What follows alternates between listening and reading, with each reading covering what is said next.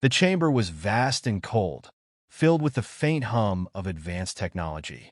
Commander Threk, his scaled face marred by deep scars, stood at the center. His eyes, sharp and weary, swept across the assembled strategists of the Galactic Empire. These were the minds that had conquered worlds, subjugated species, and expanded the Empire's reign across thousands of systems. Yet today, they sought his counsel, not for conquest, but for caution. "You summoned me," Threk began, his voice steady yet heavy with the weight of memory. "To learn of the war you pretend never happened. The war that brought this empire to its knees." The audience shifted uncomfortably.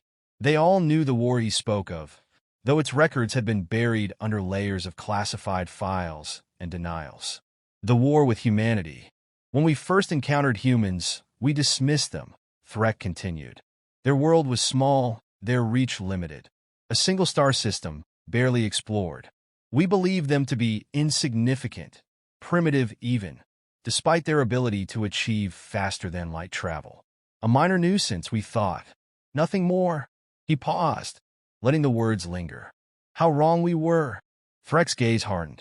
The Empire chose Earth because it was strategic, resource-rich, and poorly defended. A perfect conquest. The humans, though resourceful, lacked the vast fleets and advanced technology we possessed. They were ants before giants. Or so we thought. The strategists remained silent, their eyes locked on Threk. He shifted his stance, his long claws clicking against the metallic floor. "We began with our usual method," he continued. "Orbital bombardments to cripple their infrastructure, swift invasions to establish control. At first it seemed easy. Human cities fell. Their defenses crumbled. We underestimated them because they were disorganized, scattered, and, at first, terrified." A grim smile crossed his face. But their fear did not last long. Humans are strange creatures. They do not simply adapt. They evolve under pressure, and they do so with a speed that is unnerving. In the chaos of our initial attacks, they began to learn, to fight back. Threk's voice dropped lower, forcing his audience to listen intently. "You see, the humans did not fight as we expected. They had no unified strategy, no grand fleet to meet ours in space. Instead, they fragmented. They disappeared into their cities, forests, and deserts. They became ghosts, and those ghosts began to haunt us." He paused again, letting the tension build. "Our troops reported strange encounters. Supply lines disrupted by explosions from nowhere. Our communication systems hacked, sometimes turned against us. They dismantled our technology and repurposed it with a creativity that bordered on madness. A species so primitive, yet so impossibly clever." Threk's claws clenched at his sides, the memories clearly vivid.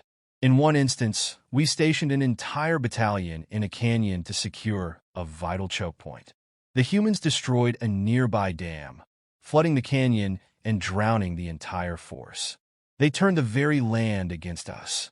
He looked directly at the lead strategist. "You must understand, these were not professional soldiers we were fighting. These were miners, farmers, engineers. People who had no business holding a weapon, yet wielded them with a ferocity and ingenuity that defied reason. Every defeat we dealt them seemed only to harden their resolve." Threk's voice grew darker. "And then there was their determination. Most species, when faced with overwhelming power, submit. It is logical. To resist is to invite annihilation. But humans?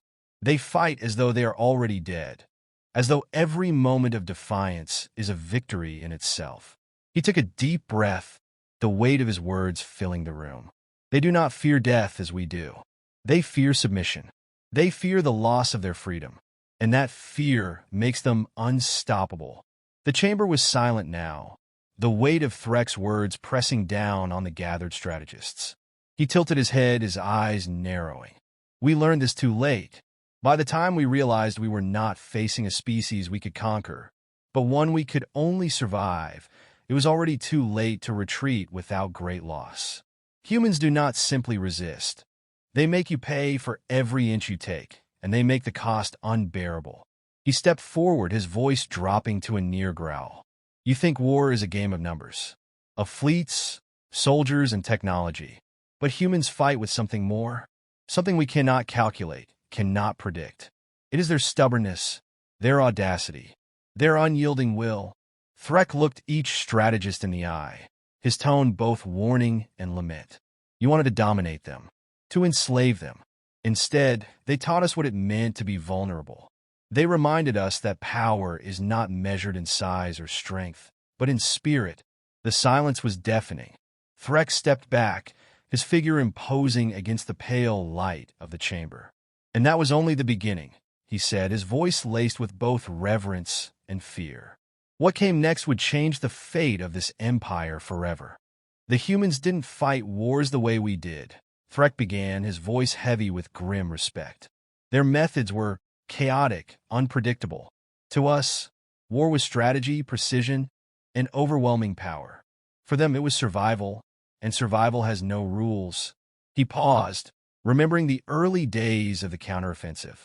Our forces struck quickly, methodically. We dismantled their governments, destroyed their command structures, and assumed that would be the end of it. With no leaders, no coordination, they would crumble. Instead, they became more dangerous. Threk's claws twitched as the memory of that first major loss resurfaced. They didn't wait to regroup. They fragmented into cells, each operating independently. Civilians turned into saboteurs. Scientists became weapon makers. Engineers dismantled our technology and used it against us.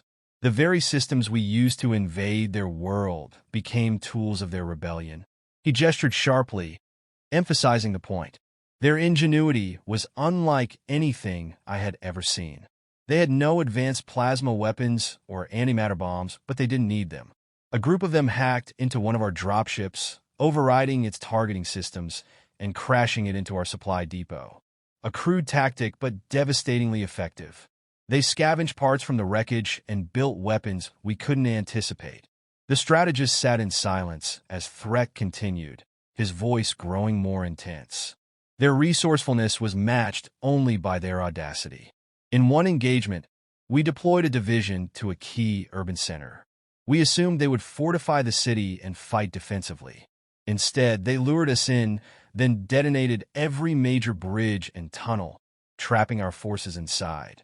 They turned the ruins into a maze of death, ambushing us at every turn.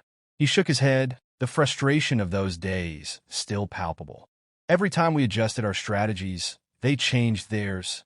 They studied us, learned from us, and adapted faster than we could respond. Entire battles were decided before we even realized they had begun. They didn't care about rules or honor. They cared only about victory.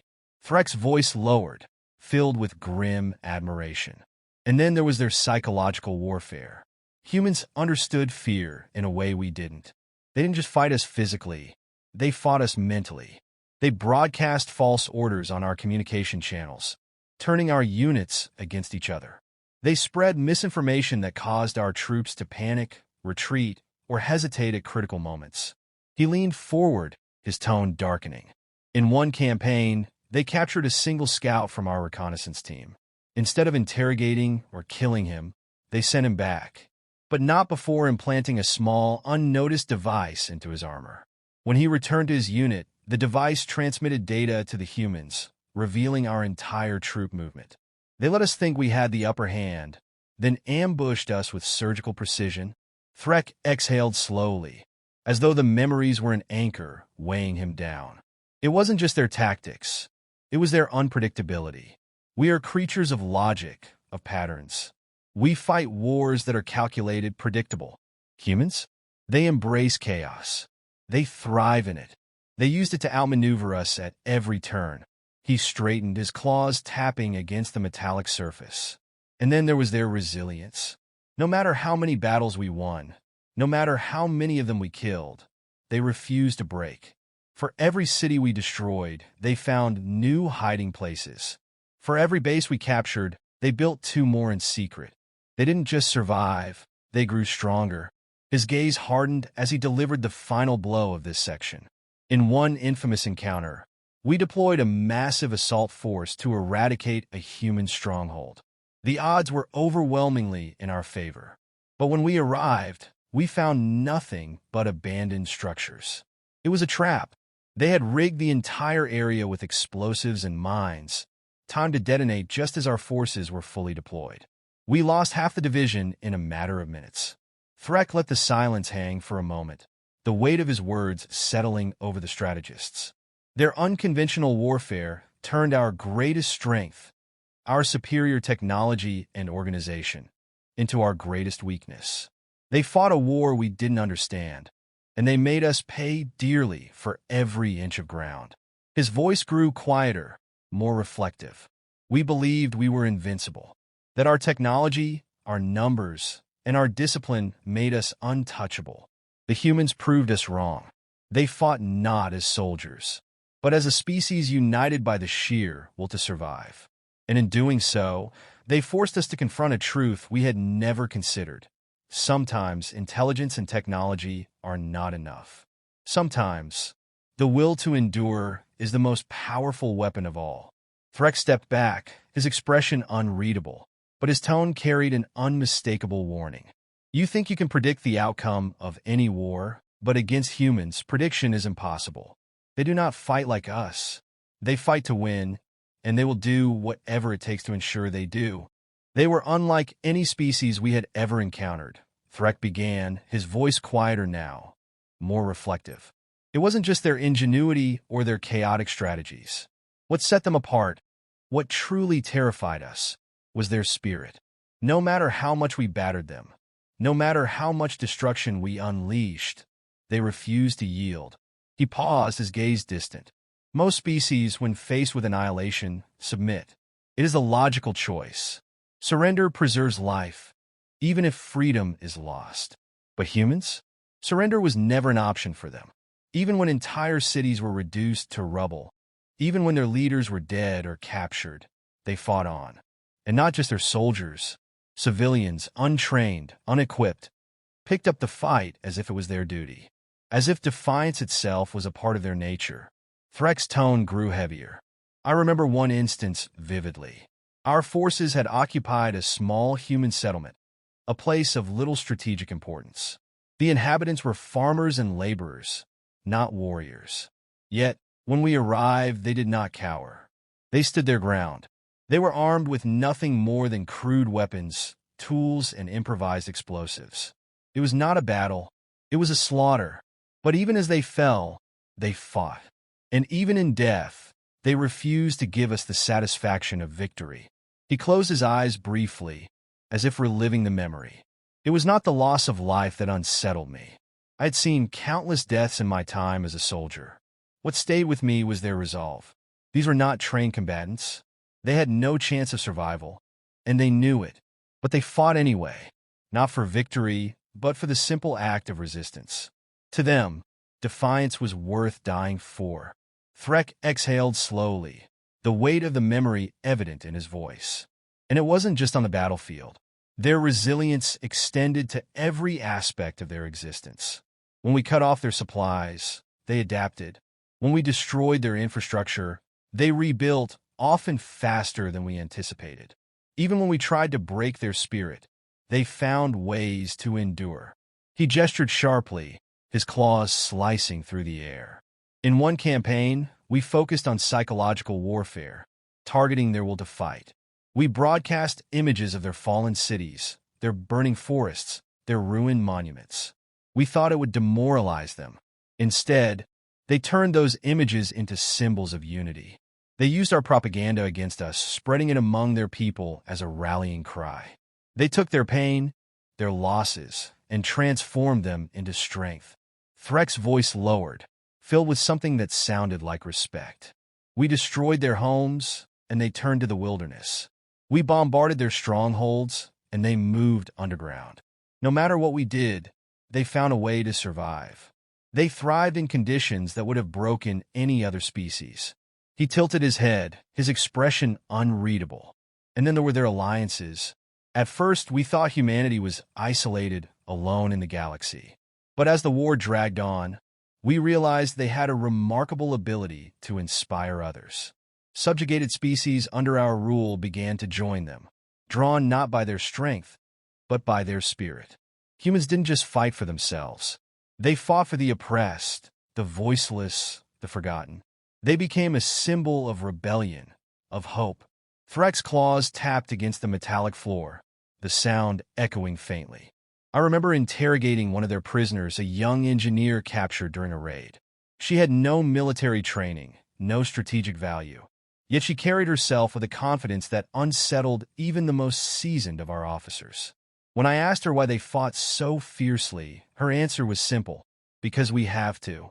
Because if we stop, there will be nothing left of us. He shook his head slowly, the memory still vivid. It was that simplicity, that clarity of purpose that unnerved us the most. Humans didn't fight for conquest or resources. They fought because to stop fighting was to lose everything they valued. Freedom, family, their very identity. They fought for their right to exist, and they fought as if nothing else mattered. Threk's gaze hardened, his tone sharpening, and that made them unstoppable. We learned this too late. By the time we understood the depth of their resolve, they had already turned the tide. Their losses were staggering, their worlds devastated, yet their will remained unbroken. Every defeat we inflicted only strengthened their determination. He leaned forward slightly, his voice dropping to a near whisper. They have a saying, one they repeated often during the war: what doesn't kill us makes us stronger. At first, we thought it was arrogance. We believed they were deluding themselves, clinging to false hope. But in the end, we realized it was the truth. Every hardship, every loss, only made them more dangerous. Threk stepped back, his posture stiff but his expression calm. Humans are not the strongest species. They are not the smartest, nor the most advanced. But they're the most resilient. And that resilience makes them a force no empire, no matter how vast or powerful, can afford to underestimate. He paused for a moment, his gaze sweeping across the gathered strategists. You believe the strength of a species is measured by its technology, its numbers, its power. But humanity taught us otherwise. They showed us that true strength lies in the spirit, the will to endure, to adapt, to fight even when all seems lost. And in that, they are unmatched. They won the war in ways we never anticipated, Threk began, his voice carrying a tone of finality. Not through brute strength, not through superior technology, but through attrition, adaptation, and their relentless refusal to submit. And when the end came, it was not a surrender on our part, but an inevitability that we could no longer ignore. He glanced around the chamber, his gaze piercing each of the assembled strategists. By the time the humans forced our retreat, we had spent resources that would take centuries to recover. Our fleets were decimated, our supply lines stretched to the breaking point. But more than that, they had destroyed something intangible: our confidence.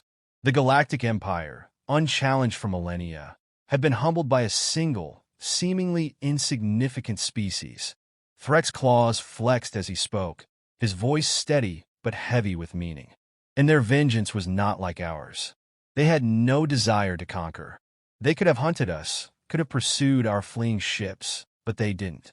Instead, they sent a message, not to demand reparations, not to gloat in victory, but to issue a warning. He paused, letting the weight of his words settle. That message was clear and simple: do not return. This is our home. Attempt to take it again, and we will show no mercy. They did not boast, did not threaten unnecessarily. They simply stated the truth, and we believed them. Threk exhaled slowly, his posture stiffening. But their victory did not end with our retreat. Humans do not simply rebuild, they transform. While we licked our wounds, they advanced at a speed that was almost incomprehensible. The ruins of their cities became the foundations of something stronger, something greater. Their technology, fueled by the lessons they learned during the war, began to surpass even our own. His voice dropped lower, carrying a hint of unease. What frightened us most was not their capacity to recover, but their capacity to innovate. They took the wreckage of our ships, the remnants of our weapons, and created technologies that made our own look outdated. Within decades, their fleets rivaled ours. Within a century, they surpassed them. What was once a single-system species had become an interstellar power, And they achieved this not through conquest, but through determination and unity. Threk's gaze hardened, his tone sharpening. They did not forget the war, nor did they forgive it. Humanity does not seek revenge, but they never allow themselves to be caught unprepared. They fortified their systems, built alliances with other species we had wronged, and established themselves as a force that even the most reckless warlord would think twice about challenging. He leaned forward slightly, his voice carrying an edge. And that is why I am here today. You sit in this chamber, planning wars as if they are games, speaking of strategies as if victory is inevitable. But you forget the lessons we have already learned. You forget what humanity taught us. You think their victory was a fluke, a stroke of luck. I am here to tell you it was not. Threk straightened, his expression grim. You believe the Empire's power is eternal, that no species can truly threaten us. But you do not understand humanity. Their strength lies not in what they have, but in who they are. They are relentless, unpredictable, and utterly unyielding. They will never bow, never break. And if you provoke them again, they will destroy you. The silence in the chamber was palpable, the weight of Threk's words pressing heavily on the gathered strategists.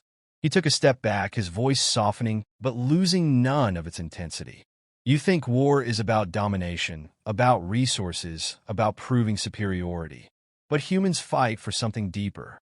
They fight for survival, for freedom, for each other. And those are battles you cannot win. He paused, his gaze sweeping the room. Do not mistake their desire for peace as weakness. It is not. It is a choice, a restraint born of strength. But if you force their hand, if you push them to fight, they will respond with a ferocity that will shatter any illusions you have of victory. Threk turned, his voice carrying one final warning. I was there when we thought ourselves invincible. I was there when we believed humanity was nothing more than an obstacle to be removed. And I was there when they proved us wrong. Learn from our mistakes, or you will suffer the same fate. Humanity does not start wars, but they will end them. He stepped away, the echo of his words lingering in the chamber like a shadow, leaving no room for doubt.